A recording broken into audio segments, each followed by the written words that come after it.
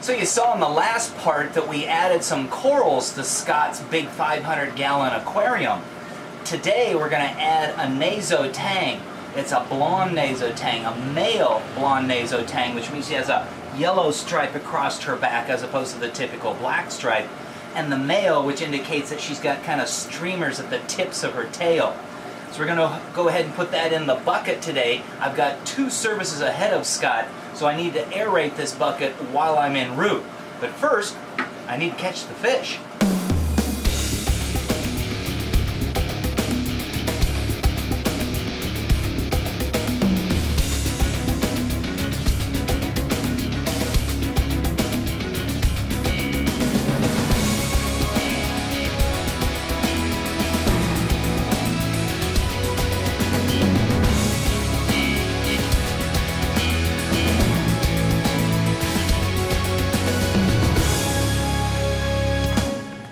As I mentioned, I've got 2 services ahead of the delivery of this tang to Scott's big tank.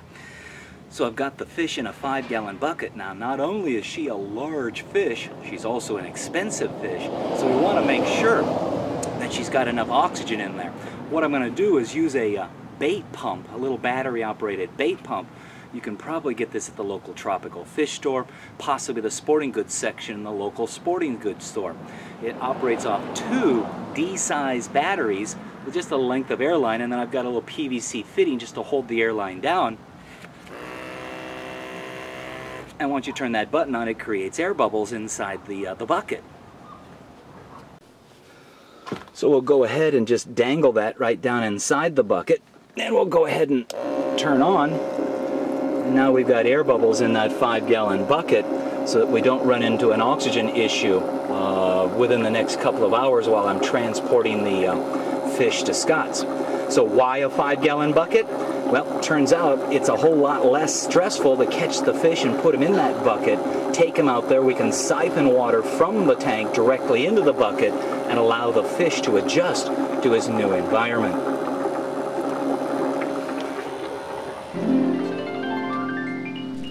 After a number of days of acclimation, you can see that the cup coral has rebounded and responded quite well. That's almost a field of polyps waving there in the background underneath the rippling of light. And the real surprise is the size of the elegance coral. That was just a small 3-inch calcium skeleton. It's got to be spanning well over 12 inches now. Thanks for the nice fish, Jim. There you go. Welcome back to another episode of LA Fishguys. Yeah. Got ourselves a blonde nasotang, and that's a male with the streamers. I love blondes. So tell us, how are you going to acclimate that to the tank? Oh, we're going to just toss them in there real fast. I'm sure people would love that. Now we're just going to do my usual scoop at a time routine. So, like Raisin Bran here. 2 scoops of... So you're taking water from the tank and pouring a little into the bucket so she can get used to it over a period of time? That's what I do. And it looks like those corals you picked up are really doing quite well. Yeah, they've seemed to acclimate quite well. And this turned out to be a pipe organ coral, not a green star polyps. Very cool. That's opened up real well. And got our gigantic cup coral there. Oh my God, it's like a piece of shag carpet. Yeah, I call it Fluffy. Fluffy! Fluffy, and then we've got our elegance over there. Oh my God. That little thing was what, 6 inches long when we put her in there? Yep. Wow, that's like over a foot across. And Hydnophora, how is that doing? It seems to be doing real well. All the little polyps on it are quite extended. The areas where person I got it from had fragged from seem to be growing back in, more so on the back side there. I think that piece there was broken, but seems to be doing real well, actually. Better than I thought it would. Very cool. And how is your volcano protein skimmer and refugium coming along? Well, the skimmer is cranking out plenty of nasty stuff. It needs a little bit of a cleaning. One of these days I'll run the water through it, but The only other thing I really probably should do is pull the pumps out and soak them in vinegar, take them apart, soak them in vinegar, which I'll do probably in the next couple of weeks. Haven't really done anything to the skimmer, let alone cleaned it, nearly a year. So it just keeps on chugging. Refugium is doing well. I have all the, what I call my pygmy mangroves.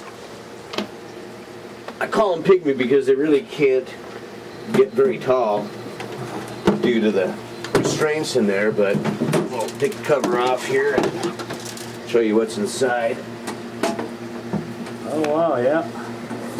Oh, okay, so they're kind of stunted. They're umbrellaing out at the top. Yeah, I had actually thought about tying little strings in here and bringing them down and kind of training them, which I might actually do. I think it's more a matter of laziness than anything else, because these days it's, you know, taking care of itself, other than you come over and do your your bi-weekly Algae scrubbing clean. and, you know, hopefully bring an occasional fish. And what's that growing at the surface there? It's like a diatom or some sort of a weird algae, and it's likely largely because of the lights. I probably need to change out my bulbs. They're nearly a year old as well, and you get some weird algae. But the good thing is it keeps them flourishing in here and not in the tank. In our little scrubber here, or rather our algae filter, we got a sand sifter down there in the bottom. And I was just going to ask, is he still in there? He's still in there. And he's sifting the sand, and how is that sand doing? I don't know. I haven't really talked to him much, but I just saw something weird go flying across in there. Oh, there's our little lawnmower goby. Can you see him here?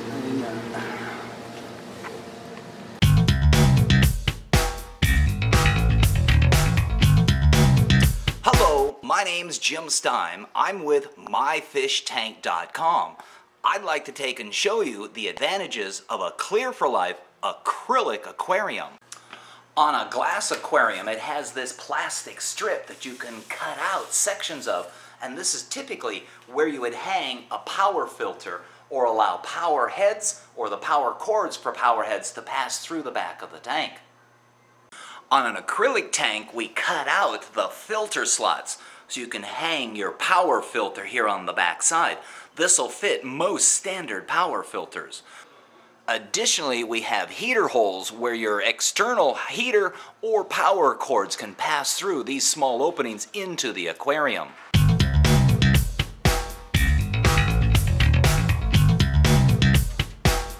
Hey there, my name's Jim Stime, and I'm with LA Fishguys. Have you ever wanted to learn more about aquarium keeping? Possibly talk to vendors and manufacturers direct? Maybe just make some new aquarium friends. Well, every year, the Marine Aquarium Conference of North America occurs, and this coming year, the Greater Iowa Reef Society is going to be hosting MACNA 2011. That's September 9th, 10th, and 11th, again of 2011. That organization has asked me, Jim Stime, the LA Fish Guy, to come and give a presentation. So you know it's gonna be a winner, so make sure to sign up, and I'll see you there.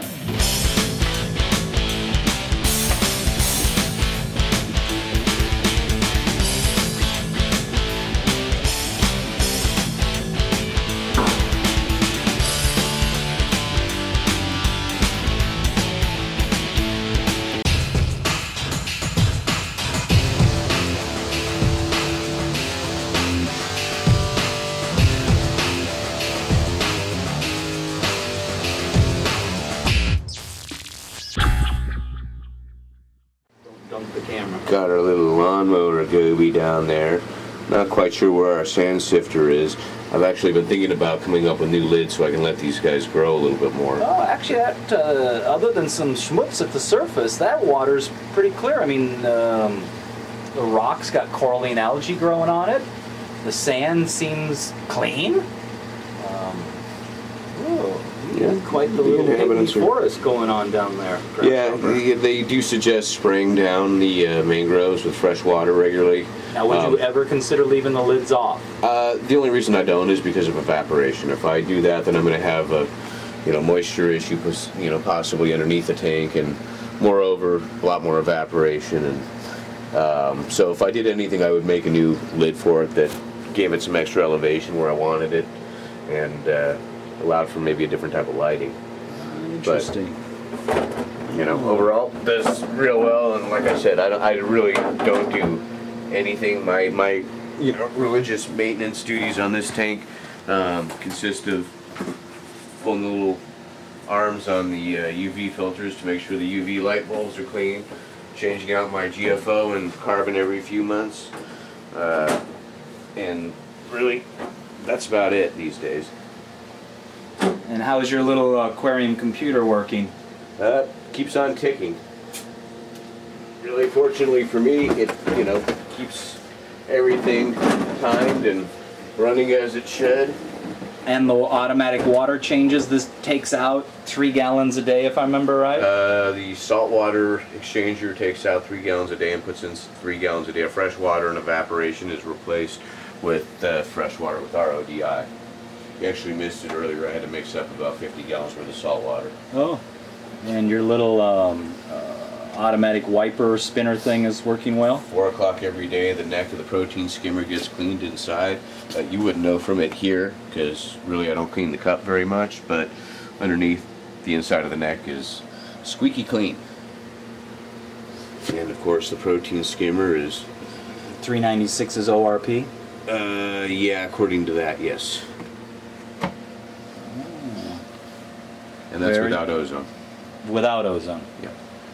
Very cool. Well, let's finish acclimating the fish to your new tank and introduce him. Sounds In the good. meantime, I'll go ahead and try to clean some algae off here for you.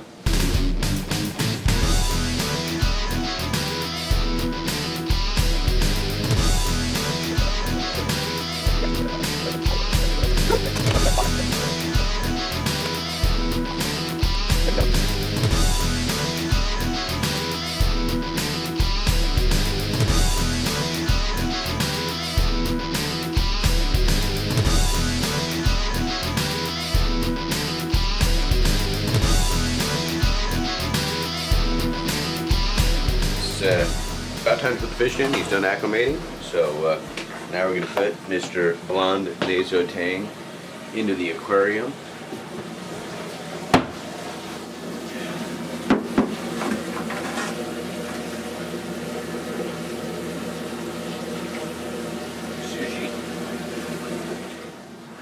And there he goes, the new blonde male Naso Tang, who's in a moment going to meet the established Flamingi Tang, who is probably twice his size.